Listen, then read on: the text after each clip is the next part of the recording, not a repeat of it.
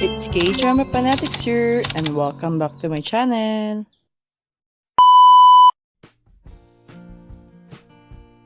Serendipitous Embrace Episode 1 begins with Hu-Yeong arriving in South Korea for business after 10 years.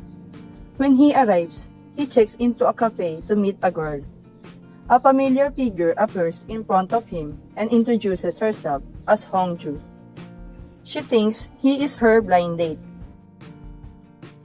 Meanwhile, Hu-Yeong stares at her as he cannot believe he is facing his past. Soon, a woman greets Hu-Yeong, which makes Hongju realize that she sat at the wrong table. Interestingly, Hongju fails to recognize her first crush, making him restless. Hongju and Hu-Yeong's respective blind dates have not ended well. While returning home, Hu-Yeong's friend and colleague calls him from the US. He advises Hu-Yeong to meet those he wants to meet for the last time before leaving his hometown for good. It makes Hu-Yeong think of Hongju. Then, he spots her at a bus stand and recalls the past. A flashback appears where high school student Hongju waits for Hu-Yeong, holding a love card.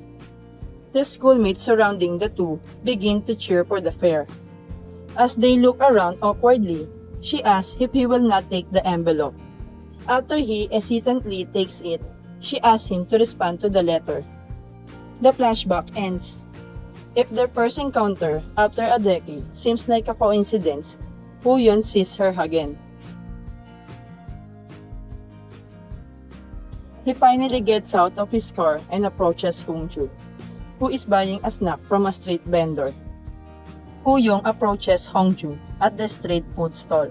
Initially, she ignores him, which confuses him. He finally asks if she recognizes him.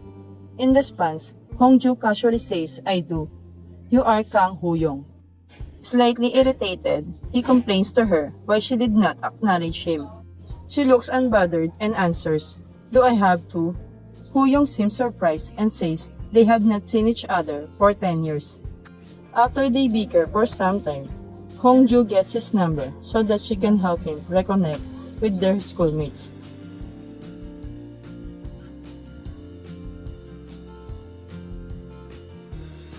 Kang Hu-Yeong becomes restless at home as he waits for Hongju's text. He sulks and says that he is also not happy to see her. Then, a flashback shows the characters' first encounter in their high school. Despite an awkward first meeting, he found himself attracted to her.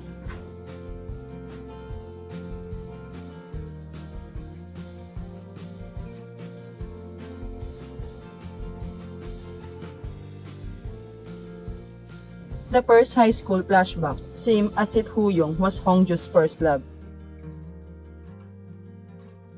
However, Hongju tells her best friend, Kim Ye-ji, about her sudden encounter with Hu-Yeong at a cafe. This is then it is revealed that Hu-Yeong was Ye-ji's first love. Hongju only helped her childhood friend forward her love letter to Hu-Yeong.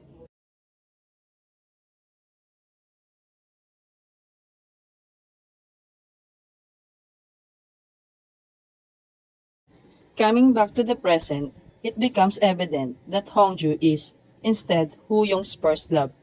When Ye-ji calls him to invite him to his welcome party, he looks annoyed and only wants to hear Hongju's voice. Later, it shows that Ye-ji is flirting with Hu-Yeong at his welcome dinner. He, however, patiently waits for Hongju to arrive.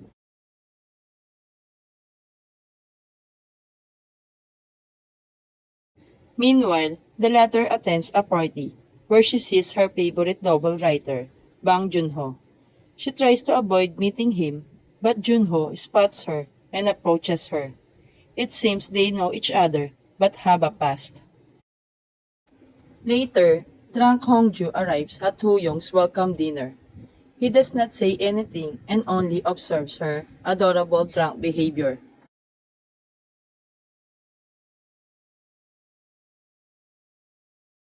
Kang Hu-Yeong then accompanies her as she heads home. They recall their school days and laugh at their first encounter.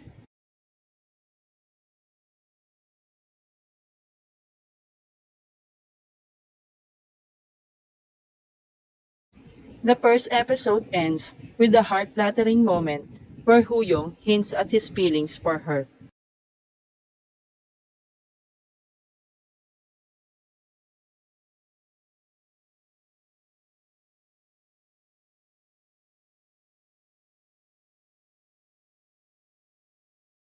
Thank you for watching. Don't forget to subscribe, like, and share.